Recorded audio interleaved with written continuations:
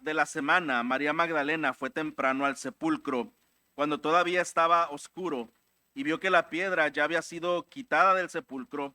Entonces corrió y fue a donde estaba Simón Pedro y el otro discípulo a quien Jesús amaba, y les dijo: se han llevado al Señor del sepulcro y no sabemos dónde lo han puesto. Salieron pues Pedro y el otro discípulo y fueron hacia el sepulcro. Los dos corrían juntos, pero el otro discípulo corrió más aprisa que Pedro y llegó primero al sepulcro, e inclinándose para mirar adentro, vio las envolturas de lino puestas allí, pero no entró. Entonces llegó también Simón Pedro tras él, entró al sepulcro y vio las envolturas de lino puestas allí y el sudario que había estado sobre la cabeza de Jesús, no puesto con las envolturas de lino, sino enrollado en un lugar aparte. También entró el otro discípulo, el que había llegado primero al sepulcro, y vio y creyó, porque todavía no habían entendido la escritura de Jesús, de que Jesús debía resucitar de entre los muertos. Los discípulos entonces se fueron de nuevo a sus casas, pero María estaba fuera, llorando junto al sepulcro, y mientras lloraba se inclinó y miró dentro del sepulcro y vio dos ángeles vestidos de blanco, sentados donde había estado el cuerpo de Jesús, uno a la cabecera y otro a los pies. Mujer, ¿por qué lloras?, le preguntaron. Porque se han llevado a mi señor y no sé dónde lo han puesto, les contestó ella. Al decir esto se volvió y vio a Jesús que estaba allí, pero no sabía que era Jesús. Mujer, ¿por qué lloras?, le dijo. ¿A quién buscas? Ella, pensando que era el que cuidaba el huerto, le dijo: Señor, si usted lo ha llevado, dígame dónde lo ha puesto y yo me lo llevaré. María, le dijo Jesús. Ella, volviéndose, le dijo en hebreo: Raboni, que quiere decir maestro.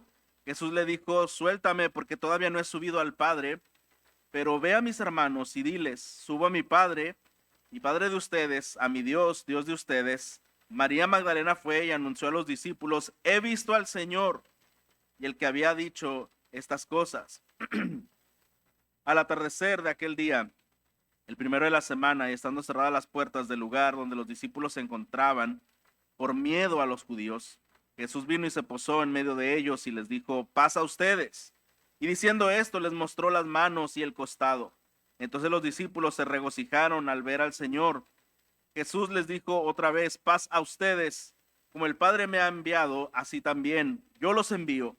Después de decir esto, sopló sobre ellos y les dijo: reciban el Espíritu Santo. A quienes perdonen los pecados, estos les son perdonados. A quienes retengan los pecados, estos les son retenidos. Tomás, uno de los 12, llamado el Dídimo, no estaba con ellos cuando Jesús vino. Entonces los otros discípulos le decían: hemos visto al Señor. Pero él les dijo: si no veo en sus manos la señal de los clavos, y meto el dedo en el lugar de los clavos, y pongo la mano en su costado, no creeré. 8 días después, sus discípulos estaban otra vez dentro, y Tomás con ellos. Estando las puertas cerradas, Jesús vino y se puso en medio de ellos y dijo: paz a ustedes. Luego dijo a Tomás: acerca aquí tu dedo y mira mis manos, extiende aquí tu mano y métela en mi costado, y no seas incrédulo, sino creyente. Señor mío y Dios mío, le dijo Tomás. Jesús le dijo: porque me has visto, has creído. Dichosos los que no vieron y sin embargo creyeron. Oremos. Amoroso Padre Celestial, esta mañana que nos hemos reunido para meditar en tu palabra, suplicamos de la obra de tu Espíritu sobre nosotros, en nuestros corazones, para iluminarnos y poder abrir nuestro entendimiento, abrir nuestros sentidos y nuestro deseo, Señor, por ti, por tu palabra, por tu gloria. Derriba, Señor, cualquier obstáculo que impida que podamos tener esta atención adecuada y esta comprensión adecuada, Señor, a tu palabra. Sabemos, Señor, que el Evangelio y que la obra que haces en el corazón es una obra espiritual. Por lo tanto, rogamos, Señor, que tú seas quien obre en cada uno de nosotros. Rogamos, Señor, que encuentres en nuestro interior una respuesta de afirmación, de fe, de arrepentimiento, de devoción a tu palabra. Señor, deseamos que este día los corazones puedan ser consolados, puedan ser animados, puedan ser confrontados en alguna forma, Señor, y llamados para realizar tu bendita voluntad, Señor, desde donde tú nos has llamado. Pedimos, Padre, de esta manera que tú seas nuestro Rey soberano, al cual damos honor y gloria, y todo nuestro ser esté, Señor, en este sentir de darte la alabanza, la suprema alabanza que tú mereces. Todo esto lo suplicamos por Cristo Jesús. Amén. Bien, hermanos, hace un momento comentaba que el tema de la resurrección es un tema muy importante en nuestra vida cristiana y que a modo personal también lo es. Y cuando leemos este capítulo, cada extracto, cada unidad de versículos tiene mucho que decirnos. En los años anteriores, como hemos hablado también en una fecha como hoy cada año, pues hemos tocado diferentes temas acerca de esta narración. Cuando Jesús habla con María y ese consuelo que le da a ese afligido corazón cuando no ve el cuerpo y se estremece y comienza a acongojarse. Hemos hablado de cuando Jesús da un mensaje especial a Pedro, quien le había negado anteriormente y estaba sumido por la culpa. Hemos hablado acerca de Jesús hablando a Tomás, a este discípulo incrédulo, y hace un contraste con el otro discípulo que sin ver creyó, y él tuvo que ver para creer. Y el Señor hace un contraste entre estas dos formas de fe, de responder en fe. Pero algo de lo que también nos gusta mucho poner nuestra atención acerca de la resurrección, hermanos, es como decía el director durante el tiempo del canto, porque la resurrección para nosotros es un mensaje de esperanza, es un mensaje de victoria, es un mensaje de gloria. El apóstol Pablo dice que si Cristo no hubiera resucitado, seríamos los más dignos de conmiseración o de lástima, porque muchas personas que tenían algún tipo de adoración de maestro, algún tipo de instrucción a la cual ellos seguían y se aferraban, cuando estos morían, ahí terminaba toda la enseñanza y ahí terminaba su filosofía y terminaban sus esperanzas. Pero el cristianismo, creemos que Cristo no solamente murió por nuestros pecados y murió en sustitución por ellos, sino que también resucitó al tercer día, conforme a las Escrituras. Y cuando reconocemos que Jesús resucitó, es una esperanza de que un día todos los que han dormido en Cristo también serán resucitados.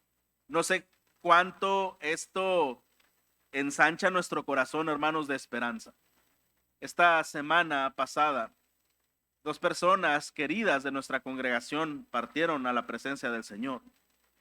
Y cuando vivimos esos eventos, hermanos, a veces inesperados, algunas veces difíciles de poder procesar, esta enseñanza de la resurrección de Cristo y esta promesa de que Él es la primicia de los que duermen, de que la misma forma en que Él resucitó, también quien duerme en Cristo resucitará, seguramente nos debe llenar de mucha esperanza, de mucho consuelo, de mucha paz en medio de esta lucha de sentimientos por la pérdida. Y hermanos, cada año fieles creyentes parten a la presencia de Cristo.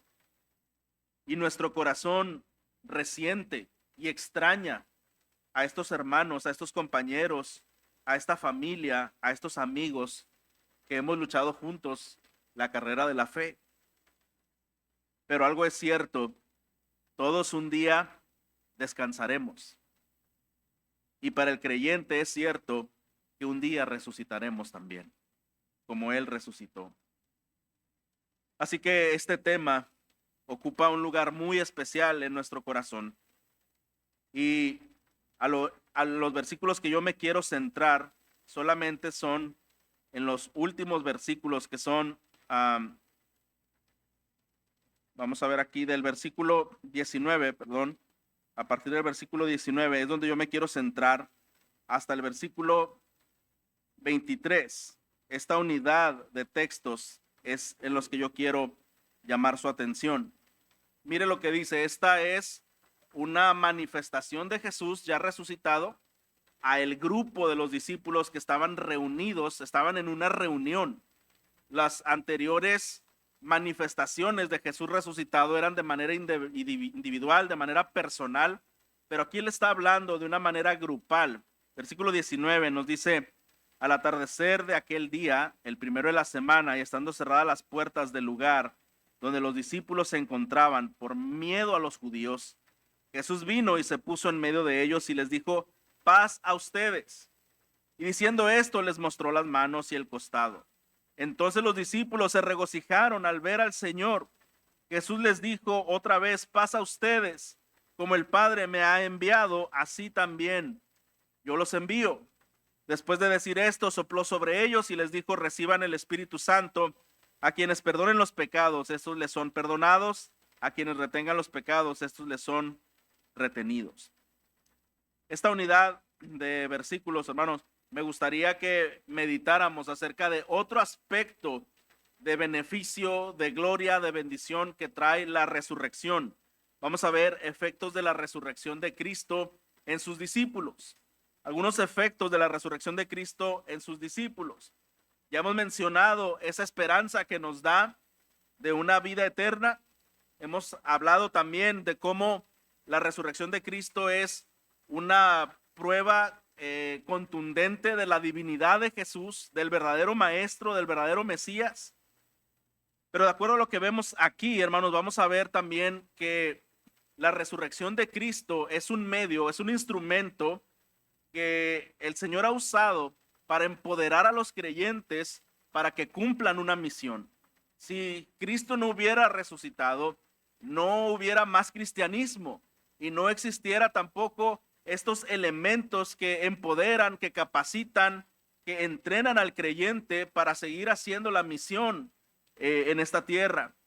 Y quiero ilustrarle un poco con este ejemplo. En nuestro mundo, en la historia, han existido muchas guerras. Y hay personas que se dedican específicamente a analizar estos eventos. Así que historiadores y estrategas principalmente son los que se detienen a ver estos eventos de guerras entre países, entre potencias, y ellos llegan a conclusiones, ellos llegan a algunas deducciones cada vez que analizan estos eventos. Países, una de las conclusiones más sencillas que ellos han datado es que la riqueza de elementos que cada potencia posee es mostrada en la elaboración de sus armas. Es decir, países que poseen una riqueza en la elaboración de acero utilizan esta fortaleza al momento que elaboran sus armas. Países que poseen una riqueza en la elaboración de pólvora utilizan estas fortalezas en la elaboración de sus armas. Países que poseen una riqueza en su inteligencia tecnológica también utilizan estas fortalezas al momento de elaborar sus armas. Ahora, proyectando esta verdad un poquito hacia el terreno espiritual, podemos comprender las palabras del apóstol Pablo cuando él dice que las armas de nuestra milicia no son carnales, sino poderosas en Dios para la destrucción de fortalezas, como dice 2 Corintios 19. Cuando vemos en la Biblia la actitud de los discípulos, hermanos, para hacer frente a los desafíos del ministerio, nos damos cuenta, observamos que muy seguido ellos olvidaban la naturaleza de su llamado, la riqueza espiritual de su consigna. Y ahora Jesús, que aparece a ellos, está entregándoles un mensaje, está entregándoles también una responsabilidad, un desafío que ellos debían de llevar. Así que ellos tenían la tendencia de ignorar la autoridad divina de su maestro. ¿Cuántas veces temieron? ¿Cuántas veces olvidaron? ¿Cuántas veces dudaron? Y en la resurrección, Jesús empodera, capacita a sus discípulos con elementos de su autoridad, de su deidad, para que hicieran frente a la misión que les fue asignada. Ya leímos estos versículos, el 19. Había atardecido ese día, ese primer día de la semana, y cuando Jesús se encuentra en donde ellos están reunidos, nos da algunos detalles que están pasando en esa reunión. Y me gustaría llamar la atención a estos detalles que vamos a ver ahí. Algunos de estos detalles nos dicen, por ejemplo, que las puertas estaban cerradas, ¿verdad? Que ellos tenían temor a los judíos. Es decir, ellos estaban en un momento pareciera de retroceso, de valor, de fe, de desafío, y en los evangelios paralelos nos dicen que algunos habían regresado a las redes, a sus oficios antiguos, algunos estaban desanimados, estaban asustados, estaban desconcertados, y entonces Jesús se presenta ante ellos y quiere llamar su atención y quiere dar un mensaje muy contundente a ellos. Pero recordemos que todo el Antiguo Testamento señalaba acerca del Mesías que vendría, que iba a venir un rey, que este sería un siervo sufriente y que por medio de su vida traería libertad y victoria. Esto es algo que todo el Antiguo Testamento había estado enseñando, y los profetas. Así que la resurrección sería una corona evidente de esta victoria sobre el pecado, sobre la muerte, sobre cualquier potestad de este y fuera de este mundo. Cuando pensamos en el Nuevo Testamento, hermanos, ¿qué es el mensaje del Nuevo Testamento? Mira, el Nuevo Testamento son 4 evangelios que nos cuentan la vida de Jesús, 21 cartas que explican el significado de Jesús para nuestras vidas, una historia en Hechos, la historia de la iglesia primitiva, y una profecía al final con Apocalipsis. Lo que podemos resumir del Nuevo Testamento es que los 27 libros hablan de Jesús diciendo que está vivo. Todo el Nuevo Testamento, estos 27 libros nos dicen que Jesús está vivo, resucitado entre los muertos, y que es la realidad central y viviente del universo actual. Él mismo es totalmente Dios y es totalmente hombre. Así que yo quisiera proponer como idea central de este mensaje, como cada domingo damos una proposición, que tomemos en cuenta esta proposición. La resurrección de Jesucristo es la evidencia plena de su autoridad divina. Así que por medio de ella empodera a los creyentes para el cumplimiento de su misión en el mundo. La resurrección de Jesucristo es la evidencia plena de su autoridad divina. Así que por medio de ella empodera a los creyentes para el cumplimiento de su misión en el mundo. ¿Cómo está actuando este Jesús resucitado en esta primera aparición a los discípulos, como ocurre aquí en el versículo 19? Al atardecer de aquel día, el primero de la semana, dice, estaban las puertas cerradas. Vamos a ver entonces, esa mañana Jesús había aparecido a María Magdalena, y después aparece a estos 11 que serían los apóstoles más adelante. Y vamos a notar estos detalles que se muestran aquí. En primer lugar, dice que las puertas estaban cerradas. Entonces, cuando Jesús llega ante este lugar, no nos dice el texto que tocó la puerta, que abrió la puerta. No nos dice que era como un fantasma, ¿verdad? Él simplemente atravesó este lugar que estaba cerrado, que estaba resguardado, y esa manifestación de Jesús de atravesar las paredes, de atravesar cualquier tipo de barrera, es algo que caracterizaba a Jesús en su ministerio terrenal. ¿Recuerdan cuando habló con la samaritana, que ella levantaba muros y él los derribaba, y levantaba otro muro y él lo derribaba? El muro de la tradición, el muro de la inmoralidad, el muro de la racial, y todos estos muros eran derribados por Jesús. Bueno, ahora literalmente o físicamente ellos están en un lugar cerrado, y aún Jesús atraviesa estas barreras para llegar ante ellos. Y algo interesante es que cuando él atraviesa este lugar, les muestra las manos y el costado, llamando la atención hacia quién es él, llamando su atención hacia esa nostalgia tan fuerte que estaban viviendo, esa desesperanza en la que se encontraban, y ese temor, como dice el texto, por temor a los judíos. Y no es para menos si acababa de morir su maestro en manos de ese alboroto, pues ellos sabían que también corrían riesgo, corrían peligro. Entonces ese temor no era una paranoia, ¿verdad?, irracional, sino que realmente ellos estaban viviendo situaciones muy conflictivas, una pérdida muy grande de su maestro querido y amado, a quien ellos habían visto hacer milagros, amarles y tratarles con ternura y con paciencia. Verdaderamente su corazón estaba dolido, verdaderamente su alma estaba afligida y estaban atemorizados.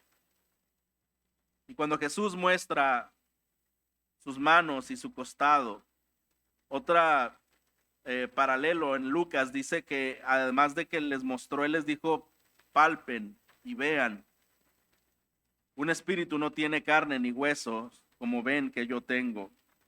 Así que lo que Jesús está haciendo es manifestando ese poder y esa gloria de la resurrección. Hasta este punto, hermano, ¿qué nos enseña la resurrección de Jesús, la cual quiere empoderar a los discípulos, no solo de esa época, sino a los creyentes de esta época?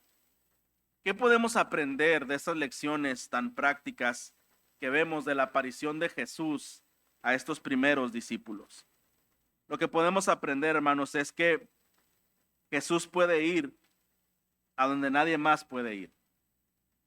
Ese lugar cerrado, reservado, Jesús llegó hasta ahí y atravesó estos muros.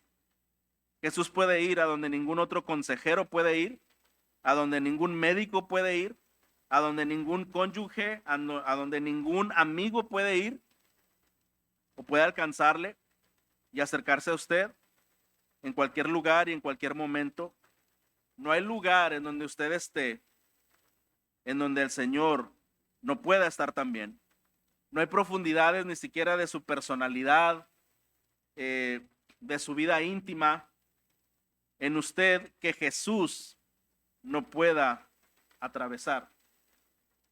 Para estos discípulos, el evento que acababan de observar, la muerte de su maestro, podría significar muchas cosas. Simplemente para estos judíos que tomaron mano de Jesús, pensaron que el cristianismo terminaba al terminar con Cristo. Los romanos pensaron que ya habría quietud política porque ya Jesús no estaría más. Y los discípulos seguían un poco confundidos y atemorizados y viviendo el duelo de una pérdida tan importante en sus vidas. Sin embargo, la resurrección de Jesús de entre los muertos viene a capacitarles de una manera que nadie más puede hacerlo. No hay otro como Él, hermano, en todo el universo.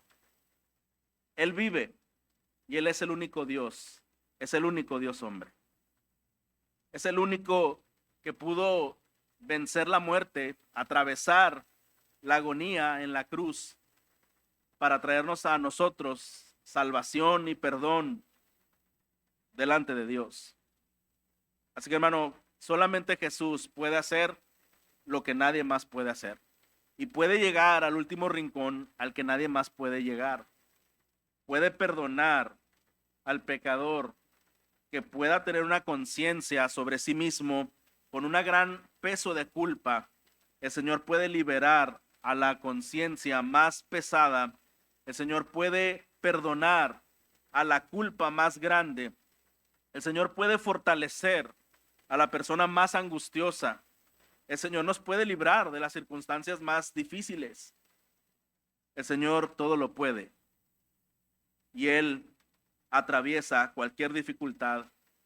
Y Él es quien toma la iniciativa para acercarse a nosotros. Qué interesante que desde Génesis, cuando Adán y Eva pecaron, fracasaron, se equivocaron, el que toma la iniciativa para hablar con ellos es el Señor. Y qué interesante que ante la muerte de Cristo, sus allegados comenzaron uno por uno a esquivarse, a distanciarse, a negarle, a traicionarle. Y nuevamente este Cristo resucitado toma la iniciativa para consolar, para fortalecer a aquellos que también erraron, que también se desviaron, se desbalagaron en un momento tan importante.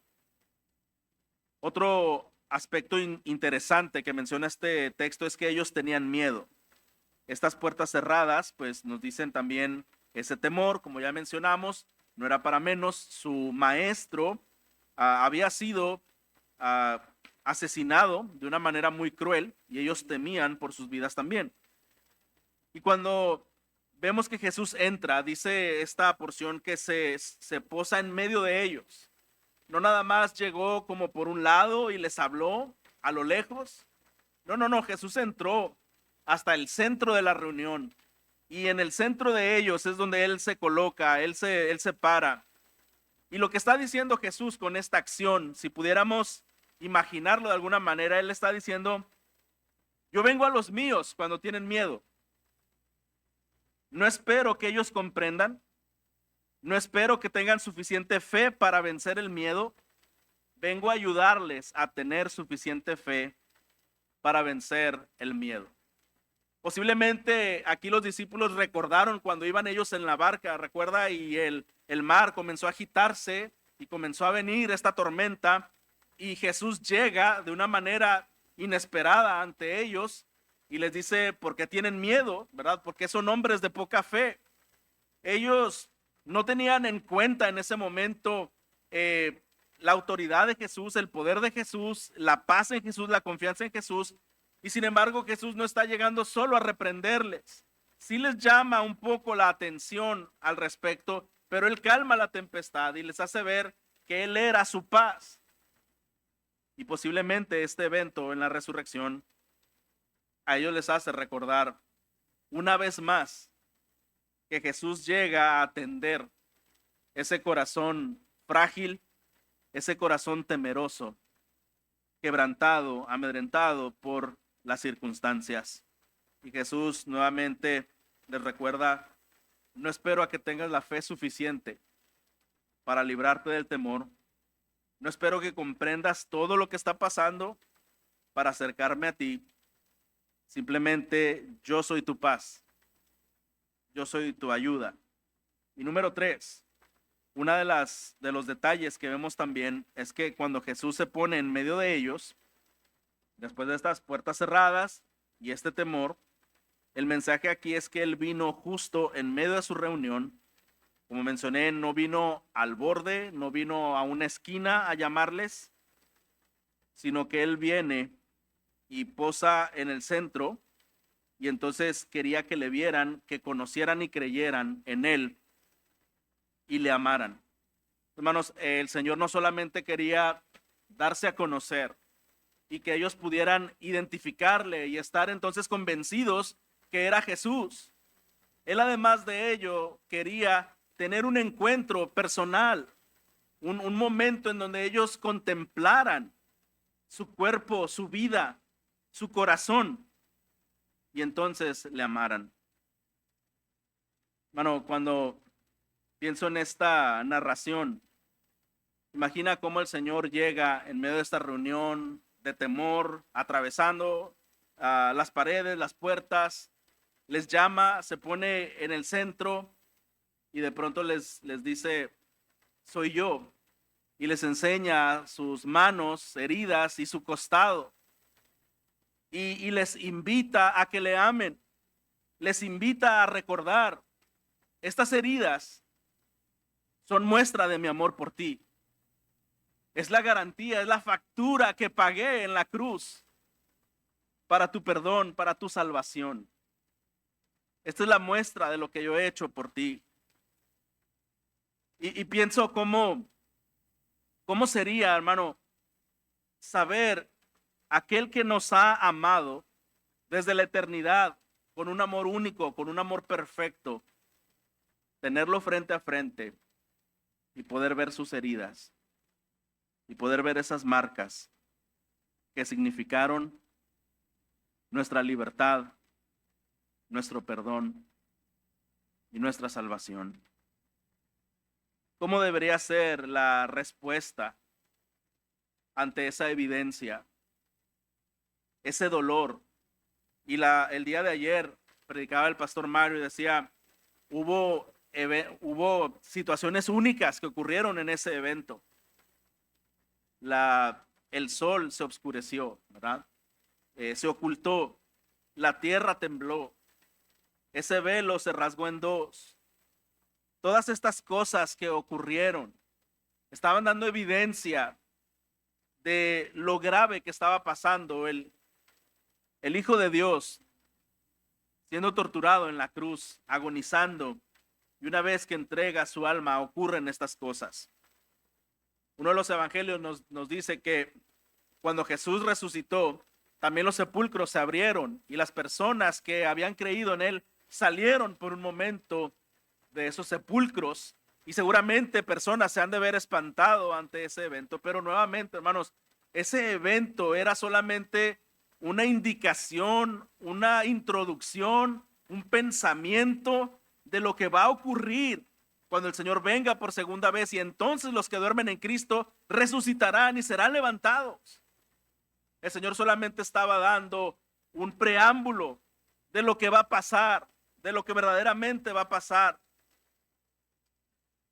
Cuando pensamos en Jesús resucitado y llegando al corazón de estas personas, de sus discípulos a quienes amó tanto, y muestra entonces estas marcas, estas heridas con las cuales fue derramada su sangre, pienso cuánta alegría y cuánta nostalgia pudo haber provocado en su corazón. ¿Qué es lo que el Señor quiere para nosotros hoy?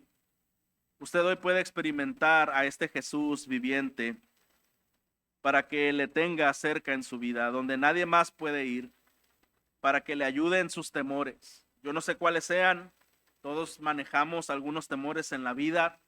Algunas veces nos atemoriza qué va a pasar mañana, qué pasa si me enfermo, qué pasa si algo ya no está, si mi trabajo, cómo voy a salir adelante sin una persona que amo. Y lo que podemos recordar, hermanos, es que el Señor sabe todo respecto de nosotros y que aún a la distancia Él nos llama con amor, con paciencia, y que Él viene justamente en medio de la crisis de su corazón, del temor de su corazón, del conflicto de su alma. Justamente Dios, justamente el Señor está en el centro de su vida. Justamente el Señor está en el centro de su vida. Yo creo que estamos de acuerdo que cuando una persona está atravesando una aflicción, quizás somos bien intencionados cuando queremos decirle, yo sé lo que estás pasando y créeme que yo me uno contigo a tu dolor. Yo sé que esas palabras, hermanos, son sinceras, pero verdaderamente nadie puede experimentar a profundidad el dolor de otra persona, a menos que también lo esté viviendo de manera paralela. La palabra compasión significa cuando dos corazones llevan una misma carga. Y el creyente que es compasivo, desde luego tiene un dolor y desde luego se une, se suma a esa aflicción. Pero definitivamente creo que no lo puede hacer en la misma profundidad de la persona que va caminando en ese sufrimiento. Pero para nuestra bendición, el Señor sí está en el centro de nuestras aflicciones. Y dice la Biblia en Hebreos que el que no pecó, ¿verdad? Es ese sumo sacerdote, el cual sabe todas nuestras debilidades, todas nuestras aflicciones, nuestras tentaciones, nuestros dolores, porque Él también ha padecido, pero sin pecado. Hermano, qué consuelo tan grande es saber que el Señor es nuestro mejor amigo.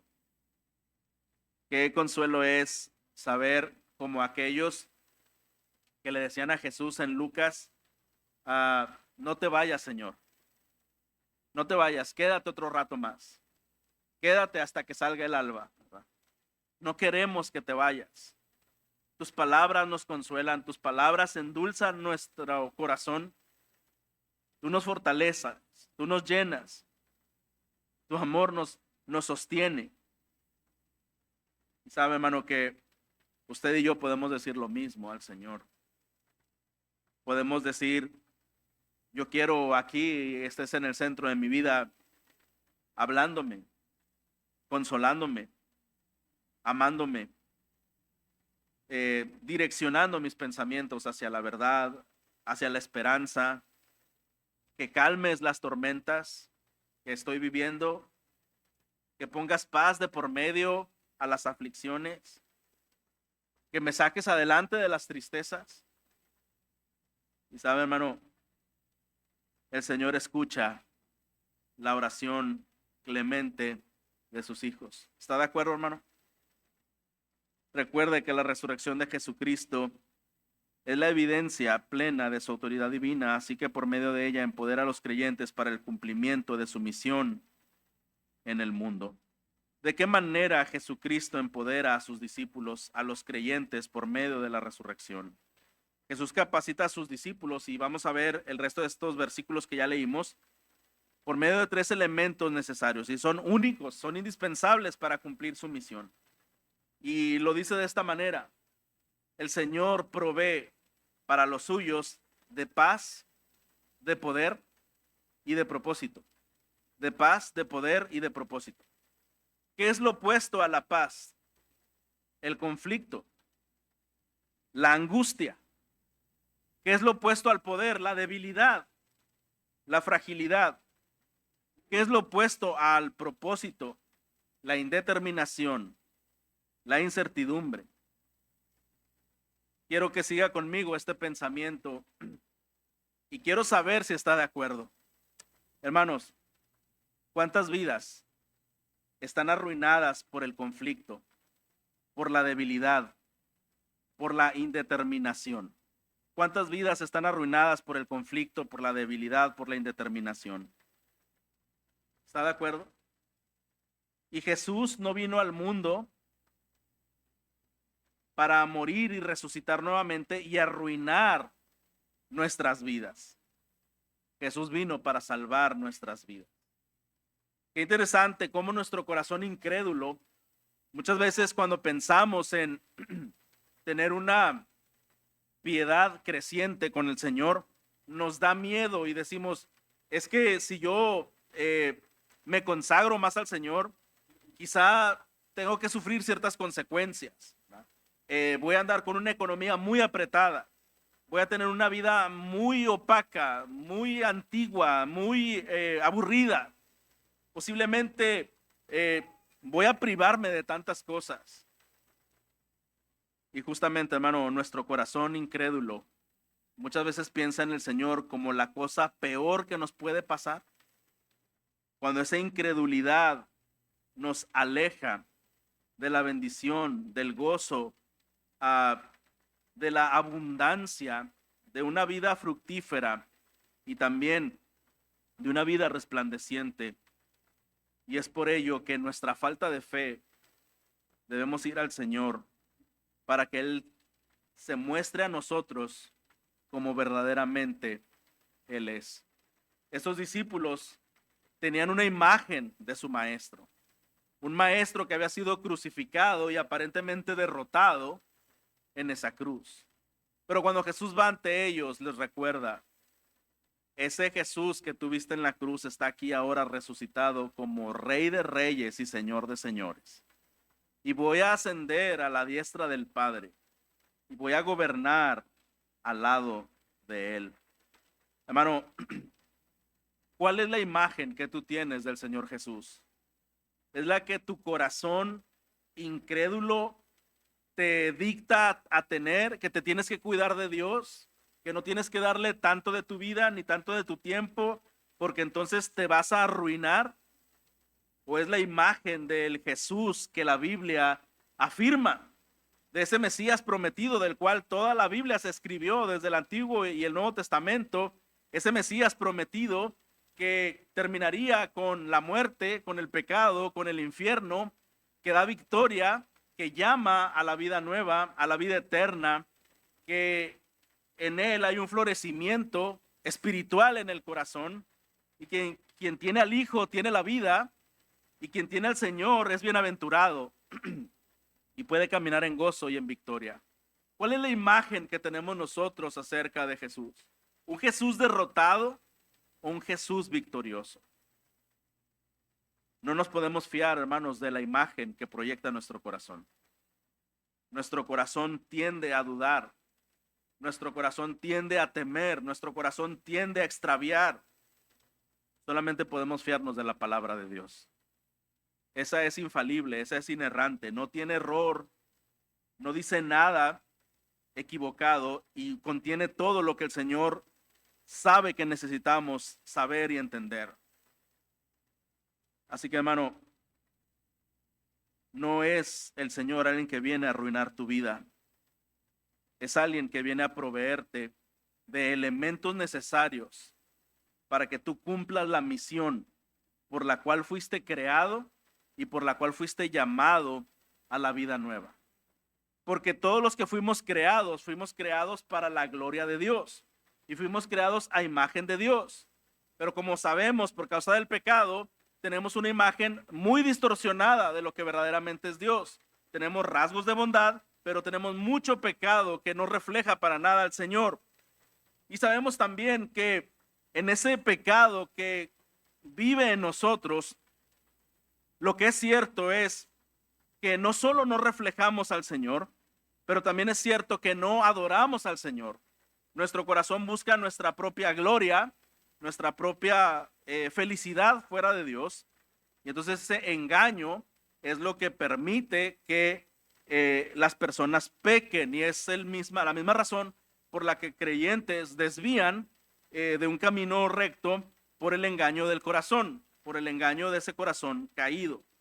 Así que cuando el Señor resucita, viene a este grupo de discípulos atormentados, atemorizados, errantes, incrédulos, y viene a proveerles de lo que ellos necesitan para que cumplan esta misión. Porque si el Señor nos ha creado para su gloria, solamente el que es llamado a la salvación es aquel que puede ser restaurado nuevamente a la imagen de Dios de manera progresiva. Y solamente quien ha nacido de nuevo, quien tiene un nuevo corazón y nuevos afectos, es quien puede vivir para la gloria de Dios. Una persona sin Cristo no desea agradar a Dios. Y Pablo lo dice, el hombre natural no piensa en las cosas espirituales, no las puede entender, le son locura.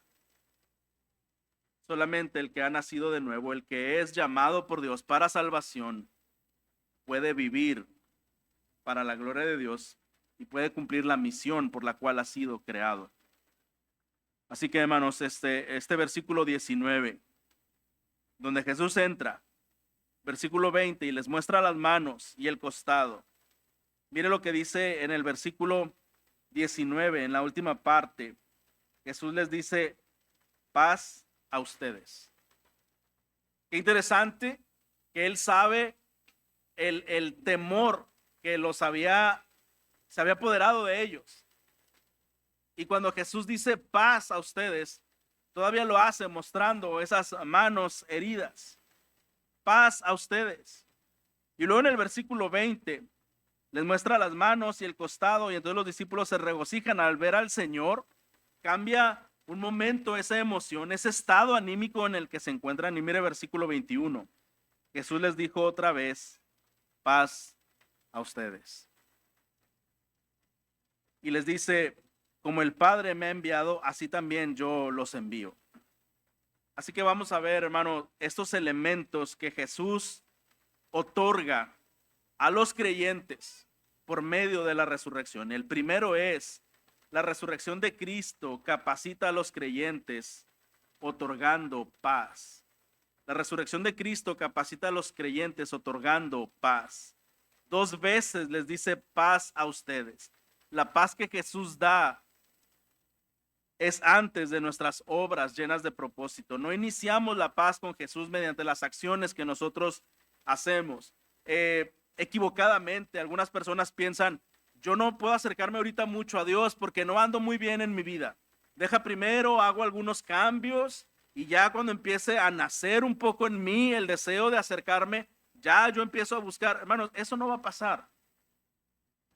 Realmente, antes de nuestras acciones, el Señor toma la iniciativa y la paz no es provista solamente de que tengamos buenas acciones. La paz es provista por el Señor Jesús. Él es nuestra paz. Él es nuestra paz. El apóstol Pablo escribió 13 de 21 cartas del Nuevo Testamento y él dice esto en Efesios 2. El mismo Jesús es nuestra paz, quien de ambos pueblos, es decir, judíos y gentiles, hizo uno para reconciliar con Dios a los dos en un solo cuerpo por medio de la cruz, habiendo dado muerte en ella a la enemistad. Esto significa, hermanos, que es una paz obtenida por la crucifixión y la resurrección. La paz que Jesús está ofreciendo a sus discípulos es una paz que es obtenida por la crucifixión y también por la resurrección. Esta paz que Jesús está ofreciendo fue alcanzada cuando murió por ellos en la cruz. Es lo que está explicando Pablo aquí en este texto que acabo de citar, que Él es nuestra paz por medio de la cruz, dando muerte a una enemistad que había entre dos pueblos. Es por eso que en el versículo 20, donde dice que les mostró las manos y el costado, lo que Jesús está diciendo es: yo soy el que murió, yo soy el que pagó para que ustedes pudieran tener una paz verdadera. Y recuerdan el mismo libro de Juan, donde dice la paz que Él da, el mundo no la puede dar, ¿verdad? Y nos dice también Filipenses que la paz que el Señor da es una paz que sobrepasa todo entendimiento. No está limitada por las circunstancias, no está limitada por las cosas, aunque sean extraordinarias que estemos viviendo. La paz viene de Dios, la paz es el Señor.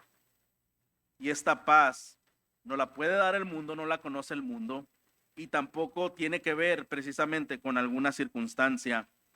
Simplemente el Señor dice, para que esa paz fuera alcanzada, fue necesario morir en esa cruz. Como mencionaba hace un momento, era la muestra como de esa factura, de ese pago que se tuvo que realizar para alcanzar esa paz. Isaías 53:5 nos dice que fue herido por nuestras transgresiones. Él pudo ofrecer esa paz por medio de su sangre que cubrió los pecados. Lo que el Señor está diciendo es: si ustedes confían en mí, no serán retenidos, mis pecados no serán retenidos contra ustedes. La ira de Dios no les tocará porque me ha tocado a mí. Así que el que tiene al Hijo tiene la vida, el que tiene al Hijo tiene la verdadera paz que Cristo alcanzó, que Cristo pagó con su propio cuerpo y con su sangre. Cuando Pablo dice que Cristo reconcilió con Dios a dos grupos en un cuerpo por medio de la cruz, dice que ha dado muerte a la enemistad que había. Esa cruz absorbió esa hostilidad, esa enemistad, no solo entre dos pueblos. También dice que Él es nuestra paz. Significa que esa crucifixión, esa muerte propició, permitió que nosotros también tuviéramos paz con Dios. Así que, hermano, ¿cuáles son las dimensiones de esta paz que el Señor da? ¿Por qué es tan importante la resurrección para nosotros? Hemos dicho, nos capacita, nos empodera con ciertos elementos para poder cumplir nosotros la misión para la cual fuimos llamados y por la cual fuimos creados. Y uno de esos elementos que estamos viendo, vamos a ver tres, y este primero es la paz. Estamos diciendo que esta paz tiene dimensiones divinas, eternas, tiene alcances como ninguna otra. Y lo digo rápidamente, esta paz es entre nosotros y Jesús. Cuando Jesús está hablando y está diciendo paz a ustedes, está diciendo Jesús: yo no vengo a juzgarles, yo no vengo a reprenderles, yo no vengo a matarles porque yo estuve en la cruz. Yo vengo a darles esa paz. Ustedes y yo podemos estar bien porque fue una decisión soberana que el Señor llevó sobre sí mismo para perdonar y salvar a quien Él ha querido salvar.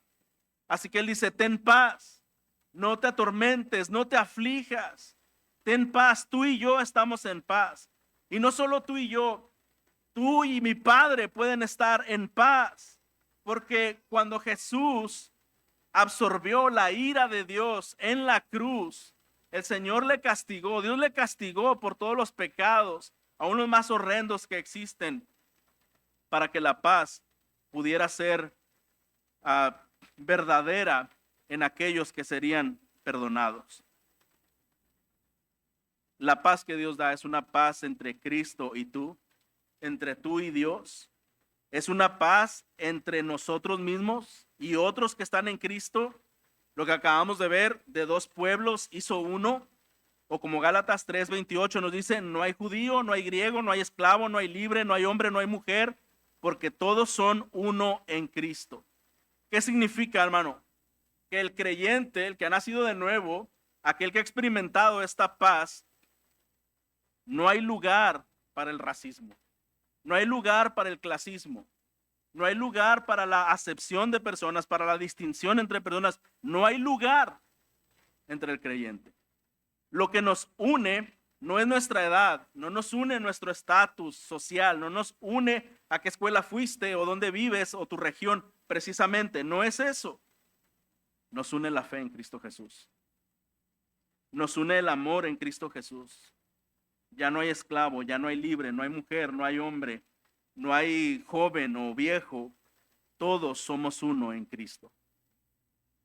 Paz entre nosotros con nuestras propias almas. ¿Cuántas veces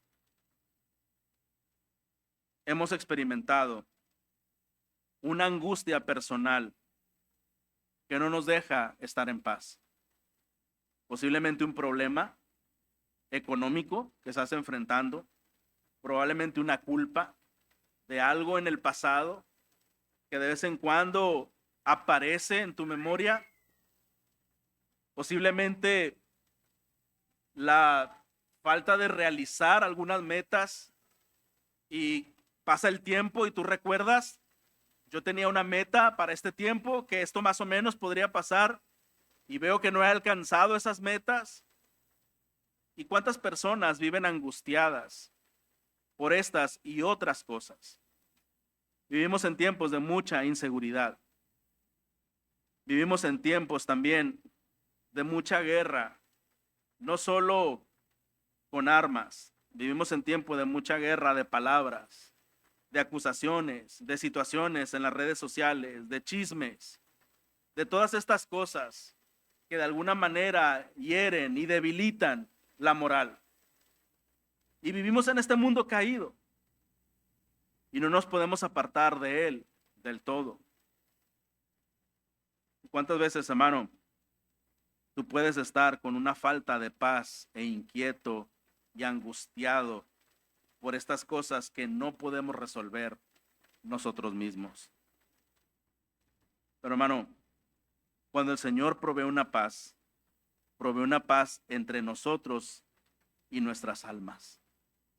Porque cuando Cristo ha muerto por nuestros pecados, ya no hay condenación para el que está en Cristo. Y cuando sabemos que en Él estamos seguros de vida nueva y de vida eterna, aún las cosas más difíciles que podamos vivir en este tiempo, nos dice las Escrituras que no se compara con la gloria que vendrá. Si es necesario, tendremos que padecer por un poco de tiempo comparado a la eternidad, donde estaremos en gloria por siempre. Necesitamos muchas veces ajustar nuestra vista con una perspectiva eterna y saber que podemos vivir en paz porque el Señor es nuestra paz.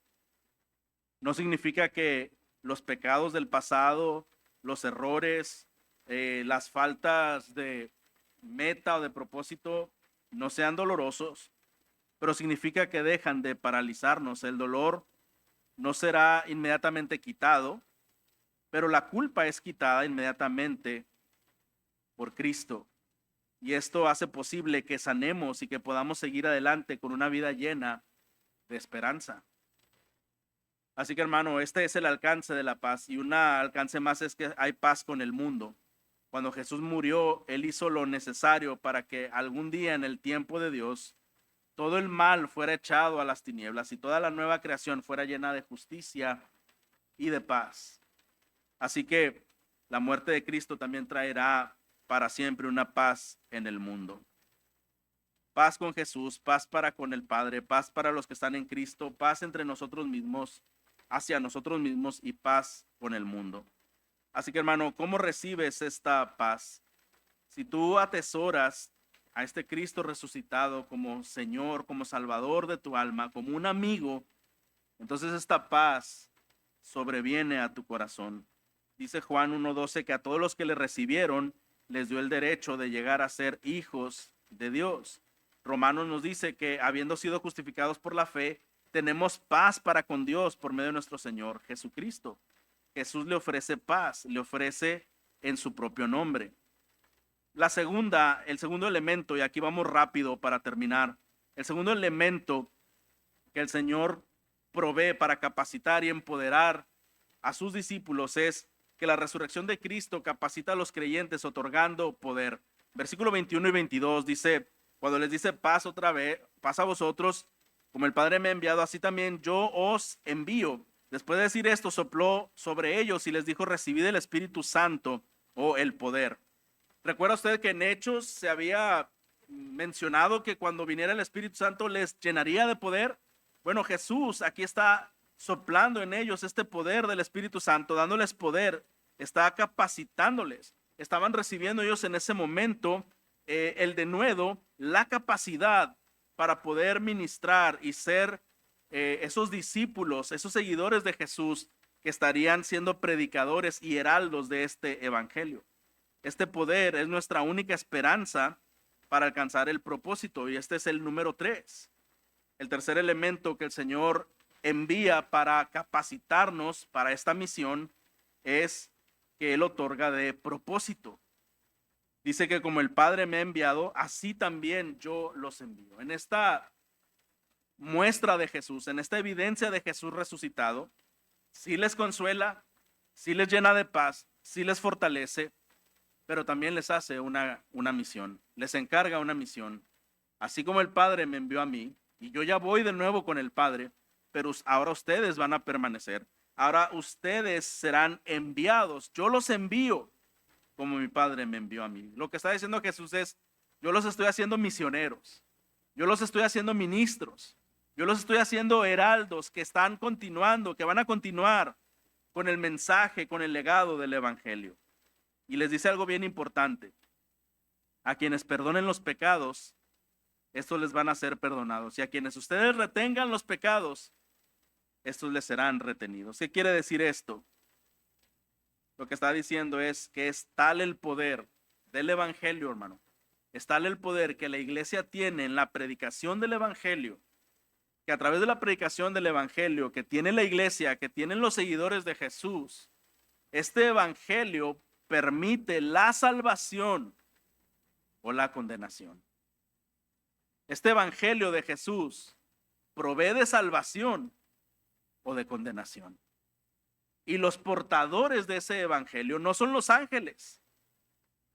Los portadores de ese Evangelio no es una muestra extraordinaria sobre los cielos. Son los creyentes, los que somos portadores de ese Evangelio. ¿Se da cuenta cuánta autoridad el Señor ha delegado a la iglesia? ¿Se da cuenta cuán privilegio tenemos y cuán grande es la responsabilidad que tenemos? Así que nuestro principal propósito, hermanos, para existir es dar a conocer este poder que salva a los pecadores de una condenación del infierno. Jesús viene a nosotros y nos da la paz con Dios. Nos da poder para hacer el tipo de cosas que no pueden hacer los simples seres humanos por sí mismos, como derrotar nuestro egoísmo, amar a las personas, atesorar a Cristo por encima de todas las cosas. Con esta paz y con este poder, Él nos da el propósito de nuestra existencia. Como el Padre me envió, yo los envío a ustedes. A quienes perdonen los pecados, les serán perdonados. A quienes retengan los pecados, les serán retenidos. Lo que está diciendo, cuando ustedes les digan a las personas lo que he hecho, hablando mi palabra sobre mi obra en el poder de mi espíritu, yo estaré hablando mediante ustedes. De modo que si alguno cree en la palabra de ustedes, yo perdonaré sus pecados. Y si alguno no cree en la palabra de ustedes, no los perdonaré. Jesús está diciendo, ustedes son mi voz, ustedes llevarán mi verdad. Yo hablo de ustedes perdonándolos y de ustedes reteniendo el perdón. El Señor dice, hermano, en su palabra, que Él nos llama y nos insta que como embajadores insistamos a las personas a que se reconcilien con Dios. Concluyo diciendo que el mensaje y el testimonio del Cristo crucificado y resucitado es el más grande poder. Y escucha bien, hermano, es el más grande poder para llamar de muerte a vida, para transformar, para salvar y para proveer de una vida nueva, gozosa y floreciente en este tiempo y en la eternidad. Tenemos el privilegio, tenemos el llamado, tenemos la responsabilidad de ser portavoces, de ser heraldos de este evangelio. Somos equipados por el Cristo resucitado, somos empoderados de su paz, de su poder y de su propósito. La resurrección de Jesucristo es la evidencia plena de su autoridad divina. Así que, hermano, por medio de ella, Él empodera a los creyentes para el cumplimiento de su misión en el mundo. No olvides, hermano, que a través de este evangelio, el Señor puede transformar de muerte a vida. A veces vemos con admiración a las personas que hacen cosas grandes para la humanidad. Esos médicos que en una cirugía, muchas veces Dios utiliza sus vidas, sus manos, para salvar vidas físicamente. Muchas veces vemos a personas que a través de su profesión, de su legalidad, de sus conocimientos, pueden favorecer a otros a través de su posición y a veces les tenemos como héroes. Probablemente, hermano, a ti y a mí como creyentes y como embajadores, no tengamos ese reconocimiento de las personas. Pero toma en cuenta esto. Cuando tú estás hablando el evangelio en el nombre del Señor y estás hablando de este Cristo resucitado y de su evangelio, estás trasladando a una persona de muerte a vida. Estás rescatando y arrebatando del infierno a una persona que no tenía más esperanza y el Señor te está usando a ti. ¿Y sabes qué, hermano? Eso no es salvarle para que viva más años. Eso es salvarle para toda la eternidad. Si el Señor pudiera darnos una gran felicitación a los médicos espirituales, a los abogados espirituales, a esos creyentes, a esos presidentes espirituales, nos diría, sigue adelante con este mensaje, porque yo te he enviado a predicarlo.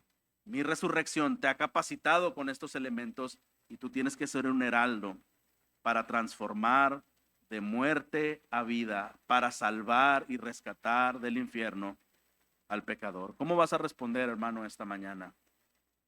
Sabiendo lo que hoy sabemos, de esta paz, de este poder que Él nos provee y de este propósito al cual hemos sido llamados, ¿cómo vamos a responder delante del Señor? Les invito a cerrar sus ojos y orar. Señor, agradecemos